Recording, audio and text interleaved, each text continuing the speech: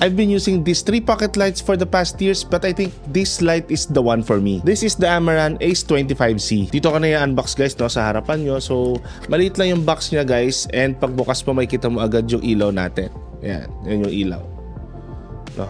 So, medyo malaki yung ilaw niya, and compared sa mga ginagamit ko na pocket light, mas may bigat to ng konti. May kasama siyang sticker, may kasama din siyang instruction manual. By the way guys, meron silang mas mahal na version nito, no? Yung may tripod, yung may pouch, pero hindi naman yun yung pinili ko kasi hindi ko naman kailangan ng mga yon. Kasi every time na lumalabas naman ako, may sarili naman akong dalang tripod, and hindi ko naman ginagamit yung pouch kapag nasa loob na ng tech bag ko. So ito yung mga kasama niya guys. Meron siyang tripod mount dito na merong magnet. Meron siyang magnet dito na ilalagay mo sa inyong ilaw, and then ito naman yung kanyang tripod mount. Etong idea na to, una ko to nakita sa mga action camera like Insta360 and yung sa Action 5 natin. Good thing na rin na in-apply nila to sa mga ilaw kasi sino may ayaw ng magnets, di ba? And then ito naman yung isa na kasama, which is yung, I think this is the charging cable. So may charging cable ditong kasama. Yan yung charging cable guys.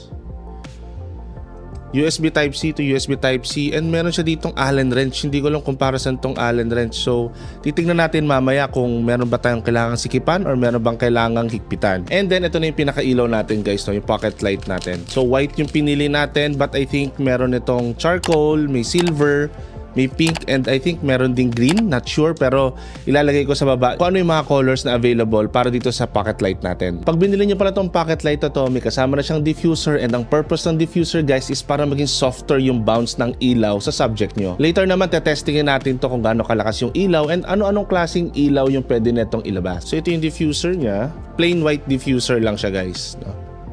And then yung magnet niya is nandito sa likod. And then finally, ito na yung ating pocket light. So ito yung itsura niyan guys. Ito yung itsura niya, no? So maliit lang siya. I think this is 4 to 5 inches. So ito yung harap niya guys. Andito yung mga magnets niya sa gilid. Hindi masyadong kita yan. And sa likod naman, nandito yung kanyang fan, and andito yung magnet niya, and may LCD screen dito.